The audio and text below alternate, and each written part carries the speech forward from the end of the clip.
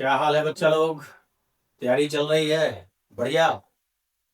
वाह, क्या बात। मुझे तो लगा कि आप लोग इलेक्शन में बहुत व्यस्त हो गए होंगे। हाँ। अच्छा। खैर, इलेक्शन तो अब समाप्त हो रहा है। आज हो ही जाएगा। इसके बाद जो होना होगा, जिसकी सरकार बनेगी बनेगी। लेकिन आप लोग अपनी तैयारी में कोई कसर मत छोड़िए, क्योंकि अब नई सरकारें जो हैं, जो भी बनेगा, जिनकी भी सरकार बनेगी, इस चुनाव में उन्होंने इतना दबाव झेला है अनएम्प्लॉयमेंट को लेकर के, बेरोजगारी को लेकर के, कि बहुत सारी वैकेंसियां निकाली जाएंगी और आपके लिए जॉब अपॉर्चुनिटी बहुत आएगा। तो आप मजबूत पकड़ अपनी स्टडी पर बनाए रखिए सभी जन, और लगातार अभ्यास करते रहिए। आपके लिए मैं सामान्य विज्ञान लेकर आता हूँ। जो बच्चे एसएससी, रेलवे, यूपीएससी, बीपीएससी, दरोगा, ईटीसी की तैयारी कर रहे हैं, उनके लिए सामान्य विज्ञान में मैं सारा कुछ पढ़ाऊंगा। तो बहुत सारी वैकेंसीज आएंगी और आपको बहुत सारे मौके मिलेंगे। तो आप लगे रहिए। आइए शुरू करते हैं। कुछ क्वेश्चंस हमने लाया है आज आपके लिए, और देखते हैं उसका जवाब किस तरह से देंगे। तो एक क्वेश्चन है हमारे पास, जो कि सिविल सर्विसेज में पूछा है, प्रीलिम्स में। क्वेश्चन ये है कि निम्न में से किसका घनत्व जल के घनत्व से अधिक होता है। अब देखिए, जल के घनत्व से अधिक होता है किसका घनत्व, ये पकड़ना है हम लोगों को। और बहुत सारा मटेरियल यहाँ लिखा गया है। तो इस क्वेश्चन के जवाब देने में ऐसा मत सोचिए कि सबका डाटा आपको याद हो, कि सभी का डेटा याद हो कि किसका घनत्व कितना होता है। ऐसे तो फंस जाएंगे हम लोग। इसको ऐसे सोचिए कि जब किसी वस्तु को फेंका जाता है पानी में, तो जो वस्तु डूब गया, डूबने वाली वस्तु का घनत्व हमेशा पानी के घनत्व से ज्यादा होता है। पानी के घनत्व से ज्यादा होता है जो वस्तु डूबता है। और जो तैरता है पानी में फेंकने पर, उसका घनत्व पानी के घनत्व से कम होता है। क्या होता है? कम। जो तैरता है उसका। तो इस क्वेश्चन में यही देखिए कि कौन तैरेगा और कौन डूबेगा। जैसे थर्मोकॉल फेंकेंगे पानी में तो ये तैरेगा, इसका मतलब इसका घनत्व कम है पानी से। वस्त्र फेंक देंगे, तैरेगा। कॉर्क फेंक देंगे, ढक्कन वगैरह, तैरेगा। तो इन सभी का घनत्व पानी के घनत्व से कम है। लेकिन जब लोहे की कील फेंकेंगे तो ये डूब जाएगा, इसका मतलब इसका घनत्व पानी के घनत्व से ज्यादा है। तो ऐसे समझना है, न कि सबका घनत्व याद रखना है कि किसका कितना होता है और तब हम जवाब दें। ठीक है, आई बात समझ में? चलिए, नेक्स्ट क्वेश्चन जो है हमारा, यह है कि एक लड़की झूले में खड़ी है, जब वह बैठ जाती है तो झूले का आवर्तकाल क्या होगा। देखिए, सिंपल पेंडुलम का आपने नाम सुना होगा। सिंपल पेंडुलम, पेंडुलम तो सुने हैं ना, जैसे घड़ी वगैरह में ऐसे ऐसे ये दोलन करता है। तो इसका आवर्तकाल पूछा है, मतलब टाइम पीरियड पूछा है। तो सिंपल पेंडुलम जो सरल लोलक होता है, इसका टाइम पीरियड का बेटा फॉर्मूला होता है 2 पाई √L/G। तो G तो हमारा गुरुत्वीय त्वरण है, और ये L जो होता है, ये क्या होता है, ये जो हमारा लोलक होता है, ये जो बॉल नीचे टंगा होता है ये धागा से बांध करके, और ये पॉइंट फिक्स होता है, ये फिक्स्ड रहता है।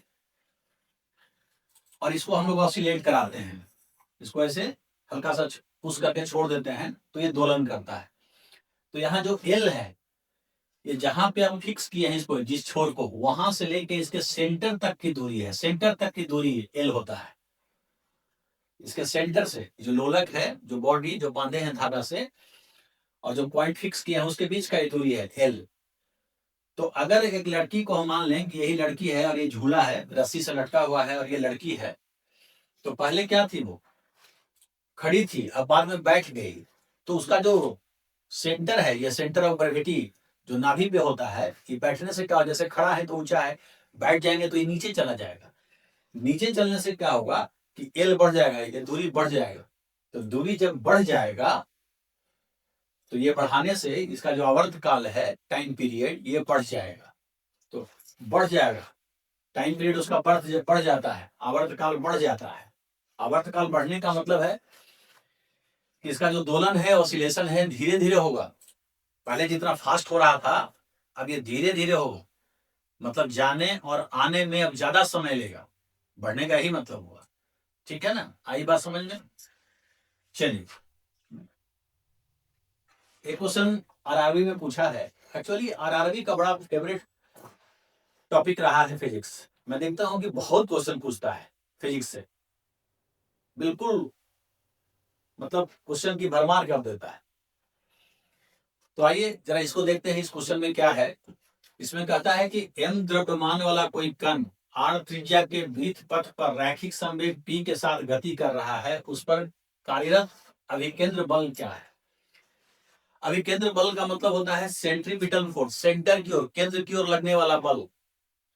तो कहता है कि एक वस्तु है, ये वस्तु है जिसका द्रव्यमान m है और इसका रैखिक संवेग, संवेग मतलब मोमेंटम, m भी, इसका जो संवेग है p, जो m भी को बोलते हैं द्रव्यमान और वेग के गुणनफल को, तो संवेग दिया हुआ है। तो कहता है कि बल बताइए। अभिकेंद्री बल मतलब केंद्र की ओर कितना बल लगेगा। तो याद रखिएगा कि जब कोई वृत्ताकार पथ पे चलता है, सर्कुलर मोशन करता है, तो इसका जो सेंट्रीपिटल बल होता है, अभिकेंद्रीय बल जो होता है, अभिकेंद्रीय बल जो पूछा है, शॉर्ट में हम देते हैं अभिकेंद्रीय बल, इसका फॉर्मूला होता है एम वी स्क्वायर बटा आर। क्या होता है? एम वी स्क्वायर बटा आर। तो त्रिज्या तो दिया है, द्रव्यमान भी दिया है, वी नहीं दिया हुआ है। वी की जगह हमको पी लाना है। तो इसको ऐसा कीजिए कि यदि हम इसको ऊपर नीचे एम से गुना कर लें, एम से द्रव्यमान से, अपने मन से, तो ऊपर गुना करेंगे तो एम पहले से है, एक एम से और गुना कर दिए, और एम से भाग भी देना होगा, तभी नहीं कट के फिर जो करते हो रह जाएगा। अब क्या है कि ये हो जाएगा एम स्क्वायर वी स्क्वायर बटा में एम आर, और एम और वी का स्क्वायर मतलब ये हो गया एम वी का होल स्क्वायर बटा एम आर, और यही एम वी तो मोमेंटम होता है, यही संवेग होता है। रैखिक संवेग बोलिए चाहे संवेग बोलिए, तो ये हो जाएगा पी स्क्वायर बटा एम आर। तो अभी केंद्रीय बल जो पूछा था, ये हो जाएगा पी स्क्वायर बटा एम आर, पी स्क्वायर बटा एम आर। तो ये हो जाएगा आंसर बी। तो ये आरआरबी के हिसाब से ठीक क्वेश्चन है, ग्रुप डी में पूछा गया है। हमेशा याद रखिएगा कि अभी केंद्रीय बल जो होता है, सेंटर की ओर लगने वाला वृत्ताकार पथ पे चलने से एम वी स्क्वायर बटा आर होता है। ये तो हम सेटिंग किए हैं एम से गुना किए ऊपर नीचे, क्योंकि हमको पी के टर्म में आंसर लाना था। ठीक ना? चलिए, एक क्वेश्चन और भी है, इसको भी आरआरबी ने पूछा है, एलपी है ना, टेक्निकल में। क्या पूछा है? एक्चुअली हम लोग जब पढ़ाते हैं तो इस चीजें बहुत आसान नजर आती है हम लोगों से, क्योंकि हम लोग बहुत टफ टफ पढ़ाए हुए हैं, लेकिन पढ़ना तो है इसको। ये और अच्छी बात है कि हम बहुत कुछ पढ़े हैं, और जो हमारे सामने चीजें आ रही हैं कंपटीशन में बहुत आसान है, और जिससे हमारी जिंदगी बन सकती है, गवर्नमेंट जॉब मिल रहा है, तो पढ़ने में बुराई क्या है? और पढ़ाने में कोई बुराई नहीं है। कुछ लोगों ने हमको कहा कि सर आप तो इतना OIT और नीट और क्या क्या पढ़ाते थे, तो क्या आज भी पढ़ाते हैं, लेकिन हम साथ में ये भी पढ़ाते हैं, क्या दिक्कत है भाई? उसी का एक छोटा सा पार्ट अगर ये भी है तो इसको पढ़ाने में समस्या कहाँ है? और इससे भी अच्छे अच्छे जॉब मिल रहे हैं, बच्चे यूपीएससी कर रहे हैं, बीपीएससी कर रहे हैं, वहाँ इंजीनियरिंग करते थे, डॉक्टर बनते थे, तो यहाँ भी तो कोई खराब चीज तो बन नहीं रहे, इसलिए पढ़ाने में कोई बुराई नहीं है। तो एक क्वेश्चन और पूछा गया है, ये क्वेश्चन भी आरआरबी में पूछा गया। देखिए क्या है, कहता है कि 100 ग्राम द्रव्यमान का एक पिंड 1 मीटर व्यास के वृत्ताकार मार्ग पे n चक्कर प्रति सेकंड की दर से घूम रहा है। n चक्कर प्रति सेकंड मतलब 1 सेकंड में n चक्कर मार रहा है। पिंड पर कार्यरत अभिकेंद्रीय बल का मान 20 न्यूटन है, तो n का मान बताना है। n का मान बताना है कि n का मान क्या होगा। देखिए, एक्चुअली अभिकेंद्रीय बल जो होता है, अभिकेंद्रीय बल जो होता है, जो केंद्र की ओर लगता है, इस बल का, फोर्स का वैल्यू अगर v के टर्म में लिखे तो ऐसे होता है, और यदि कोणीय वेग के टर्म में लिखे, एंगुलर वेलोसिटी के टर्म में, ओमेगा के टर्म में, तो हम लोग v को r ओमेगा लिख सकते हैं। सर्कुलर पथ पे v बराबर r ओमेगा होता है। तो यहाँ जब r ओमेगा पुट कर देंगे तो हो जाएगा r स्क्वायर ओमेगा स्क्वायर बटा r। तो एक बार कट करके इसको ऐसे भी बेटा लिखा जाता है m r ओमेगा स्क्वायर। तो हमको बल दिया हुआ है, ये बल का वैल्यू दिया हुआ है, देखिए 20 न्यूटन है, बल 20 न्यूटन है। मास द्रव्यमान भी दिया हुआ है, व्यास भी दिया हुआ है, तो रेडियस उसका आधा हो जाएगा। ओमेगा देखिए कैसे निकालेंगे। ओमेगा का मतलब होता है कि 1 सेकंड में कितना एंगल घुमा।